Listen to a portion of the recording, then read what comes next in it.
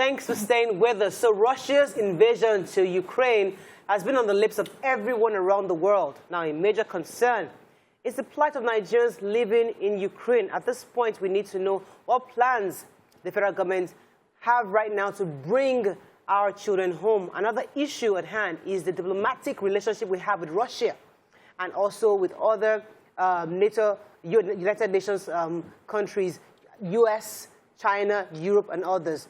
So we're having in the studio with us Associate Professor, Nigerian Institute of International Affairs, Professor Efem Ubi, who will be talking to us about how we can maintain diplomatic relations across these countries, especially Russia and Ukraine. And then we're going to be discussing with Ms. Honorable Abike Dabiri-Erewa, the Chairman of Nigerians in Diaspora Commission, to tell us how they plan to bring these children home as soon as possible. Welcome to the show, madam and gentlemen. Thank you. Let me start with Honorable Abike Dabiri-Erewa. Obviously, every family that have children abroad right now are worried about their wards who live in Ukraine especially. We know there have been issues going on recently on how to bring children home, but how do you plan to bring them home in the next 48 hours as soon as possible so their families can see them?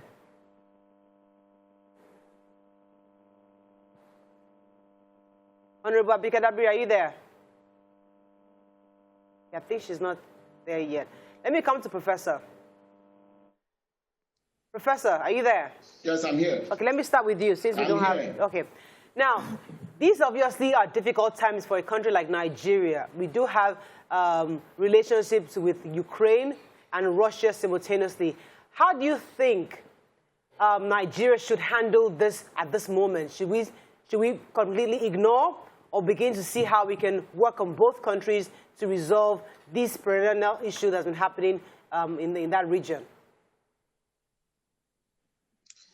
Yeah, it's a very good question. I think it is important that we don't ignore and we don't also take sides. You see, Nigeria has to play a very high diplomatic role in this regard.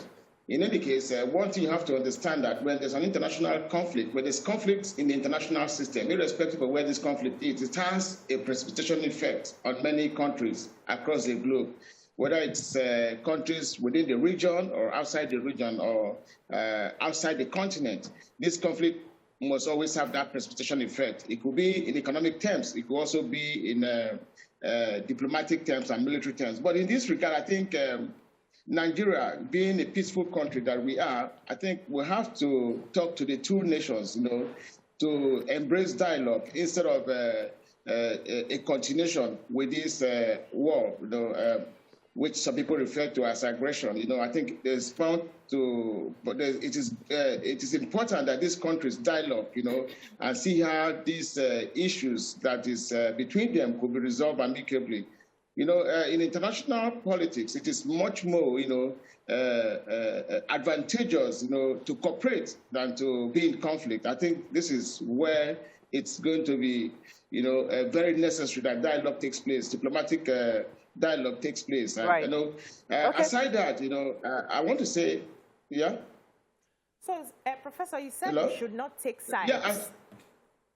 You have said we should not take sides. Is it possible, in the light of things, not to take sides? That's one. Then, secondly, what do you think is the root cause of this invasion, and could it have been avoided?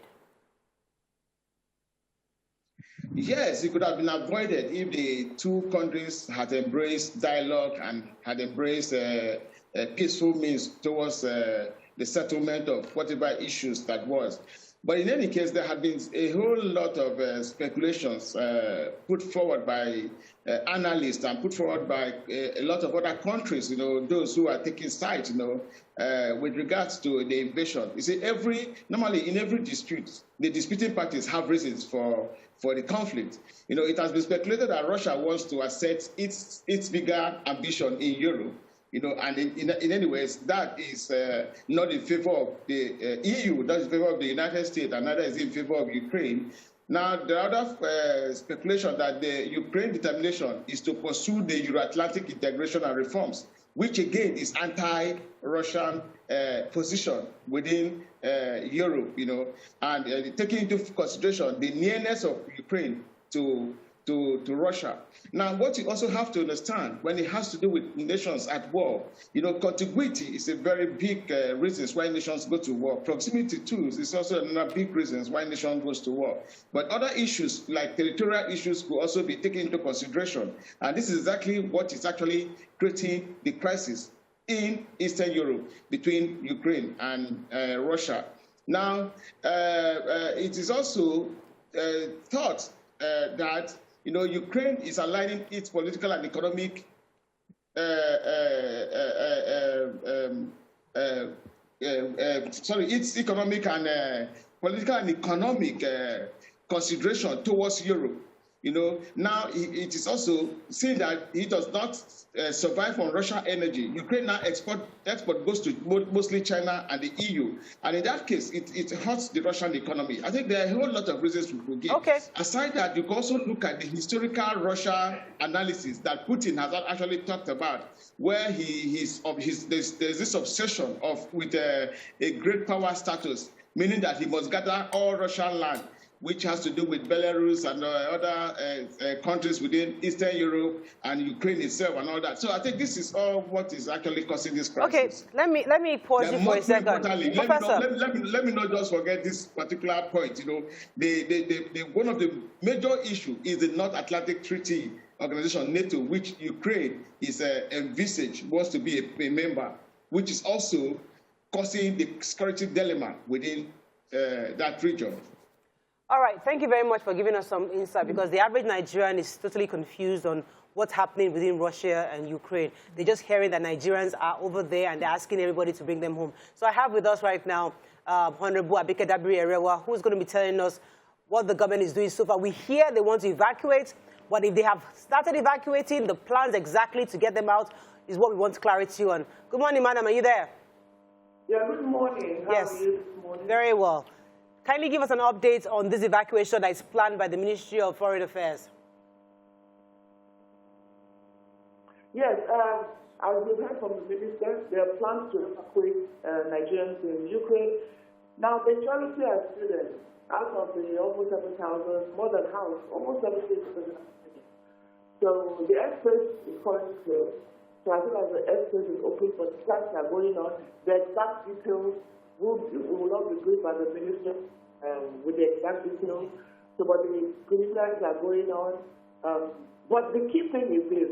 On January 26th, the mission told Nigerians in Ukraine to register with the mission because this may happen. So I just hope that all the residents there, particularly students, have already registered with the mission.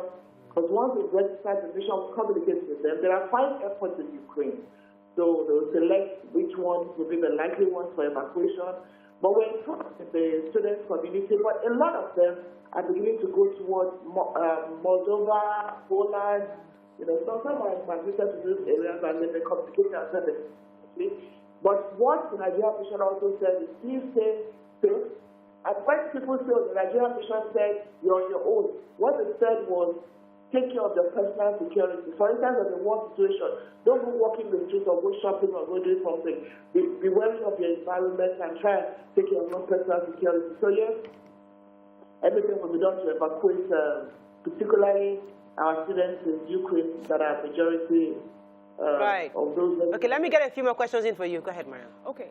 Ma'am, so we hear that for those of them who are, we are in Nigeria, we don't really understand the geography there. But they say there are those in the eastern part of Ukraine where most of the where the initial invasion has taken place.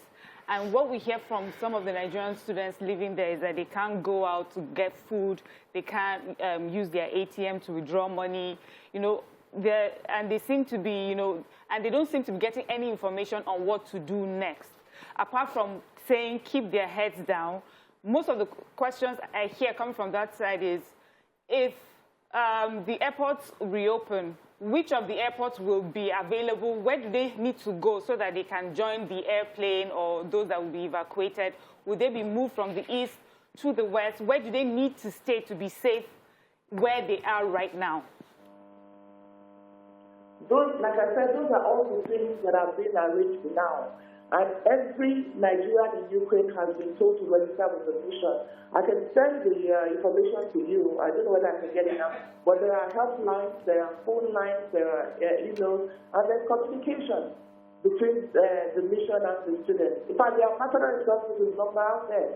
Parents have been communicating, students have been communicating. Right now, some called me and said they are still getting food, water, electricity, but it may soon run out. It may soon run out. So everybody is watching the situation unfold. Like I said, some of that part of the region, found their way out, but we still have a lot of them there. So all that information will be communicated as soon as all arrangements are made. We also have to wait for Ukraine to, open up the airspace, but all the preliminary are being done. So it will be any of the 5 airports, maybe even all the 5 airports, if possible. So they should also ensure that they are registered with the mission. There will be contact information, constant communication that the mission will put out there, and we will help disseminate. So we are concerned about all of them. All of us are students in Ukraine or relatives or something. Right. So it's a worry for all of us. But they have students associations, the groups, they form WhatsApp groups, and we're all communicating with them. In fact, two just spoke with me now, and what they said, well, we still have water, we still have food, we still have electricity, but we don't know for how long. Okay. Let me go on a quick break. When we come back, we continue this conversation. Stay with us. We'll be right back.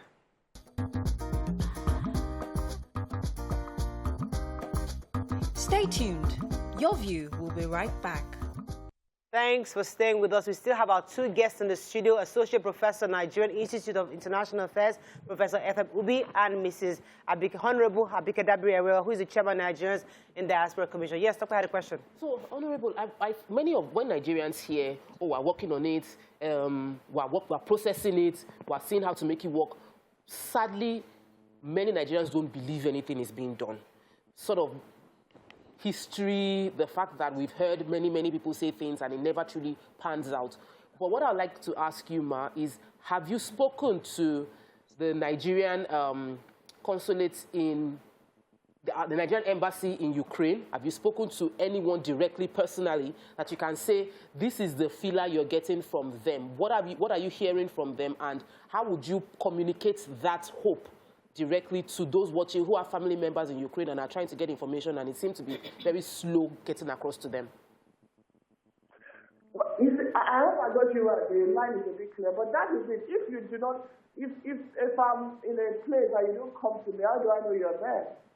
And one of the things we tell Nigerians, particularly students, and I keep repeating this, when you get to the country, just register your presence. If you tell me they don't answer you, it's another thing, but register your presence. So we have almost 7,000 Nigerians in Ukraine, like I told you, and more than half of them are students. So here, and I've sent you something, I hope you have projected, lines for the mission and where to go to register. Maybe that will help a lot of these things. So a lot of Nigerians don't even show up at the mission, so they don't even know you're there. But when there's a crisis, then we start calling on the mission. So this is an opportunity to tell Nigerians, particularly students, please, when you get to a country, you're a student, just show up there. My name is Social. There's a registration thing. In fact, we now have a registration portal that we've set up on our website, so you can also register there. Right. So it's important to know where you are and what you're doing. Please, it's very important. So that's all. But for now, there's an information for everybody. Just let them know where you are, what you're doing, and they'll communicate with you. And then they're also working with the Students Association.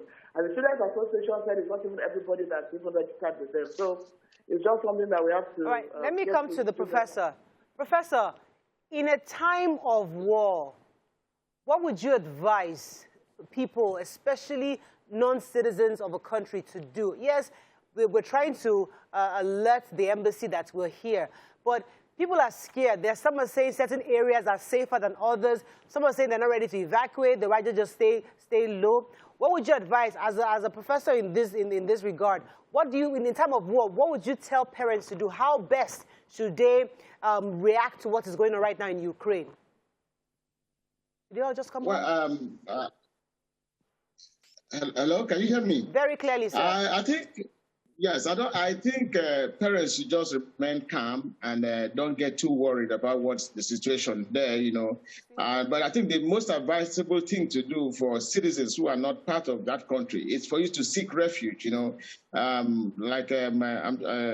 Honorable has said, you know, there should be a way to connect with the embassy, you know, and try to see how they could rally around, you know, to protect the citizens of their country, and most precisely now our country. You know, I think they should also avoid areas of bombardment. You know, they shouldn't just run helter skelter. You know, sometimes collateral damage could come in. You know, when you don't know, where the ammunitions, the bombings and the shootings are coming from. I think it's about something that you have to remain calm. You know, I'm sure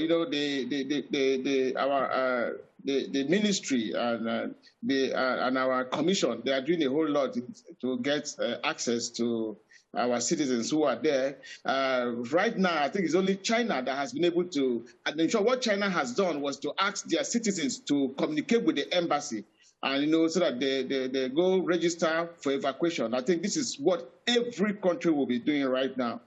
We are all concerned that we have citizens there and what is happening, is not supposed to be if diplomatic means were taken into consideration. Okay. Okay, Mrs. Abike, we hear that it's like the airspace is shut and no country would likely be able to evacuate now.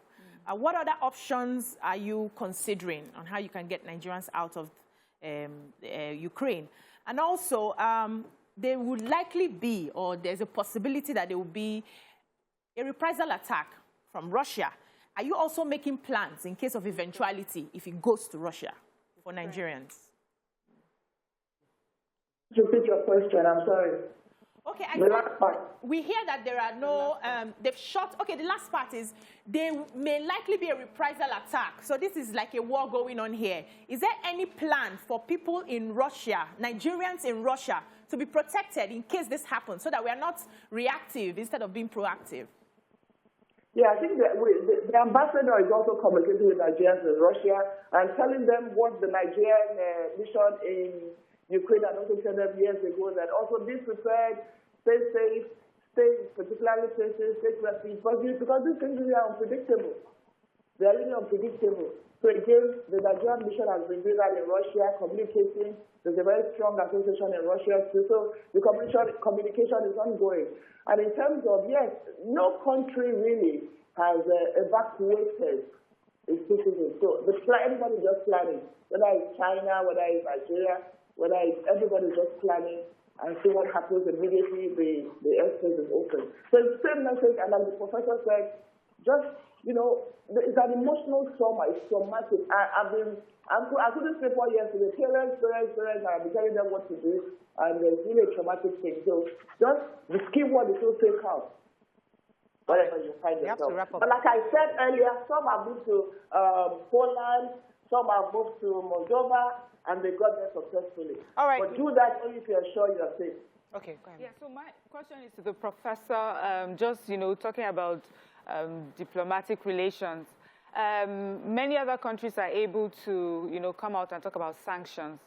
Does Nigeria have the moral, the power, the authority to talk about sanctions, since we're dealing with insurgency right within our shores and it seems like it's overpowering us? And the fact that we depend on Russia for, other relations, what sort of authority or power would we have, or moral justification will we have to come out to, condemn what's happening or sanction or show allegiance to any country right now, to both countries right now? First, before I answer your question, I want to correct an impression. Right now, there's ongoing war, and there's been reprisal attacks. As the Russians are bombarding Ukraine, are also bombarding. I think they brought down 6 planes, Russian planes, and all that. Other amenities. I think each of them are bombing each other. Now, to come to your question, I wouldn't want us to be talking about what moral justification or what moral rights we have or what powers we have. Right now, Nigeria, knowing the country that we come from, it's a peace-loving country. We shouldn't be talking about sanctions. We should be talking about dialogue. We should be talking about peaceful means to end this crisis, in Eastern Europe. And much more importantly, we have diplomatic relationship with Russia. We also have diplomatic relationship with Ukraine. And so we cannot decide to choose a particular country over the other. Now, taking into consideration, again, that the fact that we don't have proximity with these countries, neither do we have contiguity with these countries. And so we will not be talking about sanctions when the war is not affecting us directly. Not that it doesn't affect us indirectly. Right. Now, some people, I think we've not really talked about the impact of this war globally. Everybody's going to suffer from it. If right now the price of oil has skyrocketed to $100 and something, this is actually part of the war. Now, so a lot of persons will be affected, economics will be affected, and Russia itself too, knowing that it will be affected, it doesn't want to get hurt because it's also part of the global economy. And so I think we should be looking for ways to remedy the crisis within that region than to look for sites and to take sites. All right, sir. We have to wrap up on this. Thank you very much, Professor. I mean, we're probably still going to be monitoring this story and probably take it, be able to review it properly maybe in the coming days. This is just an initial conversation to even understand what is going on, because the average Nigerian, as you said, we're very far from this conflict and we don't really have good information. But we'll continue to bring information to the average Nigerian on what's going on in Ukraine, and especially their loved ones who live in that region. Thank you very much, our two guests, Professor, for joining us. Thank you, Honorable Abike Dabiri-Erewa, for joining us this morning. We appreciate your thoughts. Let me just try to reiterate what you had said. What the Honorable has said is that no country so far has evacuated because obviously the airspaces have been closed. However, most countries are planning and doing everything they can to begin to register, get the citizens to register first, know where you are, stay low. We're going to get to you. Once the airspace is open, we'll come to you. And some countries are going through Poland and other countries, but what they're saying is that Nigerians, we know where you are, you've registered with us, and we're working to evacuate you as soon as possible. I'm sure that's what she said. Let's go on a break. When we come back, it's Friday, as our Celebrity Friday. Goodness, that's about time we have some celebrity gist. Stay with us. We'll be right back.